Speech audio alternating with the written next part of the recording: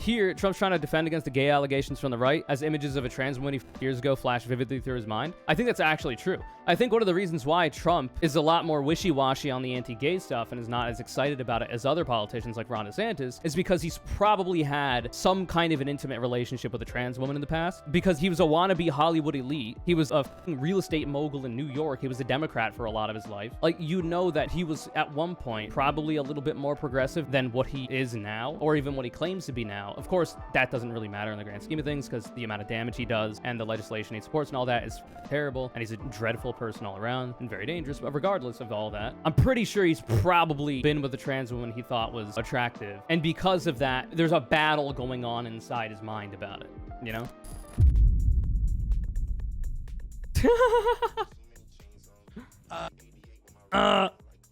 This is really funny. From Liv Agar.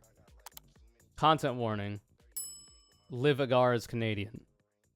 Do you top? It's so dumb.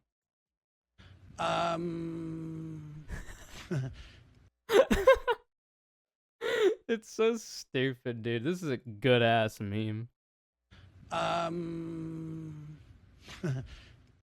It's so dumb. So this is in reference to fucking this. So this person very mad. It's a Megyn Kelly clip. She used to be a Fox News anchor, and now she does her own thing. Had Trump on. And of course, we're going to delve into the most important issues facing Americans in the modern day. We'll be talking about the fact that Joe Brandon is actually reducing inflation and also creating a lot of good paying jobs and union jobs and is supporting a union. We're going to talk about the UAW, auto workers of the big three auto companies. They're on a strike in a coordinated capacity in order to get better wages, better benefits, better working conditions. You know, you were talking about the climate of the earth and ways we can mitigate the negative ramifications of unregulated fossil fuel burning. There's a lot of problems facing Americans in the modern day. So we're going to talk about that here in this Megyn Kelly interview. Can a man become a woman? In my opinion, you have a man, you have a woman. I think part of it is birth. Can the man give birth? No, although they'll come up with some... He is not in the sauce with the anti-trans shit and the anti-queer shit. This is like one thing that I can say for Trump. This is not to give him any props, because this is like baseline human decency. But his heart is just not in the anti-queer shit. It just isn't. Right? Like, he was asked before, either while he was still in office as the president or before, would you let Caitlyn Jenner use the women's room in Mar-a-Lago or whatever? And he said he would, because Caitlyn Jenner, for those of you who don't know, is a trans woman.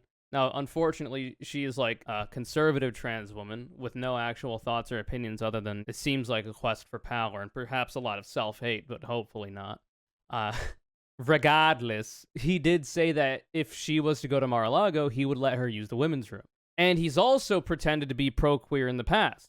When conservatives like Trump and others, and even like your average conservative, which is essentially just Trump or a Trump wannabe at this point, with how far the right has drifted to the right, whenever they're pro-queer, it is usually in reference to countries that are worse on queer issues than America. And that's usually not because they're actually against those countries. It's because they're jealous that they aren't able to be as anti-queer as those countries are. So for instance, they'll talk about, oh, well, you're so mad about the homophobia in America. Well, why don't you go to Saudi Arabia where they throw you off of rooftops if you're gay? And it's like, okay, man, but like, you kind of seem to agree with them on a lot of policy positions, and you're also incredibly anti-queer. So like, you haven't said openly that you think that we should be tossing the goddamn queer people off. Like, you haven't said that yet, but it seems like you're willing to hurt them in a variety of other ways, like not allowing them to get married for no reason, not allowing trans people to transition, all this kind of stuff, you know, not allowing queer history to be taught in schools, like agreeing with basic biology and sociology on the concept of biological sex and gender identity being different, and then the ways you try to legislate the bodily autonomy of queer people away. Like, you support so much stuff that these right-wingers in Saudi Arabia that you're referencing do. So why is it that, like, you're going to pretend that you're pro-queer, or at least not as bad as the other ones as them? Like, you're jealous of them. That's what it is. You wish you could be as open in your anti-queer hatred as they are. And the reason why they pick on countries like Saudi Arabia particularly is because Saudi Arabia is a majority Muslim country. It's a majority Islam country. And it's a fucking Islamic theocracy as well, which they would like in this country just a Christian theocracy. And they're working on it. That's the main reason. It's Islamophobia is the driving factor for why they pretend to be pro-queer, and they try to like call out how backwards conservative right-wing political figures in majority Muslim countries are. That's why.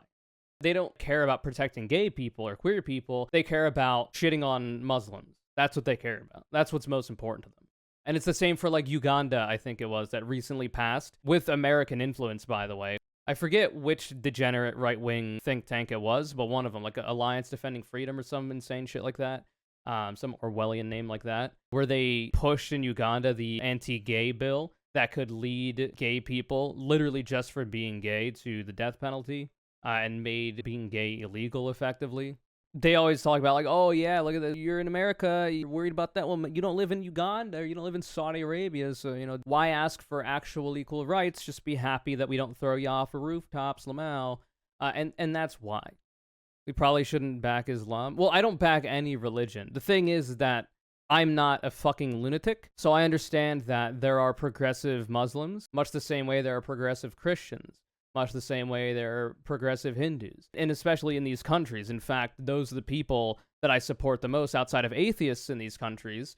I support the progressive ones, right? Like, there are progressive Israelis and progressive Jewish people when it comes to the topic of Israel that understand that Israel is currently operating an apartheid state and essentially has reduced Palestine to an open-air prison, and support rights for Palestinians and freeing Palestine from that.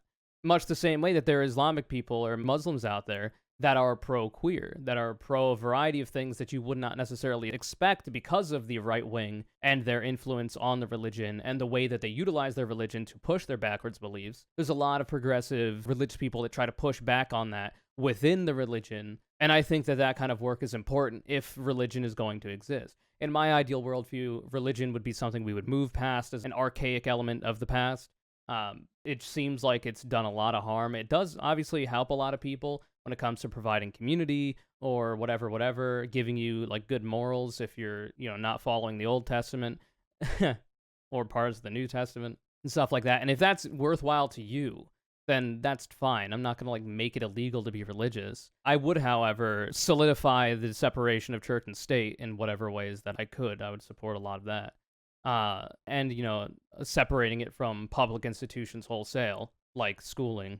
Like, you should be able to bring a Bible to school as a student and read it in your free time at school, and you should be allowed to pray at school, but it should not be mandated that you learn about any religion or that you pray or anything like that. But that's why, anyway, off of that tangent now, this is why conservatives usually pretend to be pro-queer. The thing is, I just don't think Trump cares, right? I don't think Trump cares very much. That's the thing. And he said as much before. There's the famous clip of him at a rally recently with a bunch of his fans in attendance where he was like, oh, I say I want to cut taxes, and you get a little clap. And then I say, oh, we're going to go after the trans people, and everybody loses their fucking minds, you know, in the spot. And then he said, and you didn't even care about it 5 years ago. It's crazy. Like, conservatives, there has been an open and obvious propaganda effort to demonize queer people for a long time, essentially for as long as queer people have existed in a variety of civilizations. And Republicans are obviously continuing that trend and that ideological project to essentially eradicate queer people from public life to varying degrees, depending on how insane they are. Like, motherfuckers didn't care about trans people 5 years ago. And Obama's Supreme Court legalized gay in 2015, so a lot of conservatives even moved away from that because they took the L. Now, of course, they're eyeing it again, and it was never safe from them at that point, but at the very least, they had to adjust their messaging a little bit. Not to say they weren't as hateful as they already were, a lot of these elected politicians especially, just to say that they understood the changing winds, and they understood that it would probably be negative to their election chances and their ability to remain in power if they didn't evolve on the issue, at least on rhetoric. You have to be a lot more, you know, covert, and dog whistly about it. I just don't think Trump cares that much. I think he pretends to care because he knows it's conducive to electoral success and fundraising and all this kind of stuff. Not even just for him, but other Republicans. But the thing is that that's not also true either. A variety of states and candidates that have gone all in on the anti-trans and anti-queer stuff are actually seeing all of their dollars burn away because it doesn't actually end up helping them politically. It just ends up hurting them. And the thing about that is that it's only red meat for the base. It doesn't change the minds of any centrist or median or apolitical voters. In fact, it pushes voters like that away. So it's a strategic blunder on their part. The Republican Party and the conservative ideological project haven't been effective enough at cultivating and constructing through propaganda the anti-queer sentiment in the broader public that they want, to the point where like this most recent push is actually backfiring on them because they have failed in that project. So I think he just pretends to care. And I also think this is true. So obviously this is a joke, but I think it's also true. So, jokes can be true. Here, Trump's trying to defend against the gay allegations from the right as images of a trans woman he fucked years ago flash vividly through his mind. I think that's actually true. I think one of the reasons why Trump is a lot more wishy-washy on the anti-gay stuff and is not as excited about it as other politicians like Ron DeSantis is because he's probably had some kind of an intimate relationship with a trans woman in the past, because he was a wannabe Hollywood elite. He was a fucking real estate mogul in New York. He was a Democrat for a lot of his life. Like, that he was at one point probably a little bit more progressive than what he is now, or even what he claims to be now. Of course, that doesn't really matter in the grand scheme of things because the amount of damage he does and the legislation he supports and all that is fucking terrible, and he's a dreadful person all around and very dangerous. But regardless of all that, I'm pretty sure he's probably been with a trans woman he thought was attractive, and because of that, there's a battle going on inside his mind about it, And also, as an additional layer, when I say get ahead of the gay allegations, of course, right-wingers don't see trans women as women because they are delusional, so they see trans women as men. So they think that fucking a woman makes you gay, which doesn't make any sense to me, but that's how their mind works, right? So the joke is that because the right is super homophobic, you wouldn't want to fuck a woman because then homophobes in the right wing would think you're gay, etc., etc. So, that's why it's giving him some trouble here. Because if it ever comes out that he did blow out the back of a doll or vice versa, he's going to get some shit from his base about it. He has to be a little bit more careful about it. Because most right-wingers would just be like, no, of course not. A man can't become a woman. And that's because they don't understand basic biology and basic sociology. And which is to say that it literally isn't gay if she's a woman, guys. I don't know why the right wing is trying to convince you that fucking a woman is gay. It's not going to work on me. I'm immune to Big Brother and this 1984 Orwellian kind of wool you're pulling over my eyes. Like, fucking a woman isn't gay, my man. I don't understand where you think that is the case. And even if it was, I don't know why you would care. But if you do care, it's not fucking gay, bro. You're fucking a woman. How is that gay? It doesn't make any sense. And that's just another interesting conversation about how obviously fucking a trans woman isn't gay. It's still not gay if she fucks you in the ass with her own penis. And it's also not gay if you have a person who has a vagina who's using a strap-on on you and you're getting pegged or whatever, much as I don't like that term. If a cisgender heterosexual man is in the woods and he's putting something up his butt and nobody's around to see it, is he still gay? Well, if that guy is not attracted to the gender identity that he identifies as, then no, because that's what being gay is. Words have definitions, right? To be homosexual means you're attracted to the same gender identity that you identify as. So if you identify as a man and you're attracted to a woman, that's not inherently homosexual unless you're bisexual. And at that point, you might be doing some gay shit, but you're probably okay with it. Doesn't make any sense. To be heterosexual means you're attracted to a gender that you don't identify as. So if that person in the woods is, engaging in a little backdoor investigation and nobody's around to see it, and he's only attracted to women in this case, would be the majority gender that he does not identify as, he's still heterosexual even if he likes putting stuff in his butt.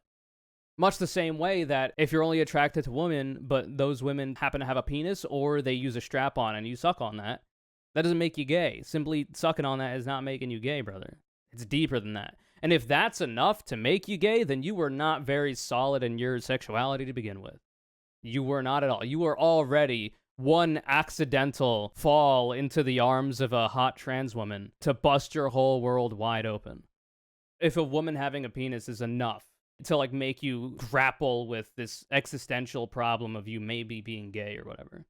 Oh my god, I'm fucking this very breedable trans woman with a massive ass, and she just so happens to have a penis that I might not even interact with because she might not even want me to, and somehow that makes me gay, even though she's got long hair, she's got breasts, she's got the proportions. It doesn't make any sense. And even if you don't, right? If you're a trans woman who doesn't have all that, you got like a flat chest and you don't have the hourglass shape or whatever, it's still not gay, man. And if it is, why? Who cares? Nobody cares. Shut up. Anyway, I think this theory is actually true. It doesn't really change anything. I just think it's funny. Oh, you have a penis? Hey, I've got one of those too. Believe me, it's the biggest, the greatest penis. Yours is good, not as good as mine. Mine's bigger. Many people have said. Yours is okay. No, don't get me wrong. Silly. Yours is a bit feminine. You know, believe me, mine is very manly. And that's why I am the top and you are the bottom. But it's still a pretty nice penis. Get me out of here.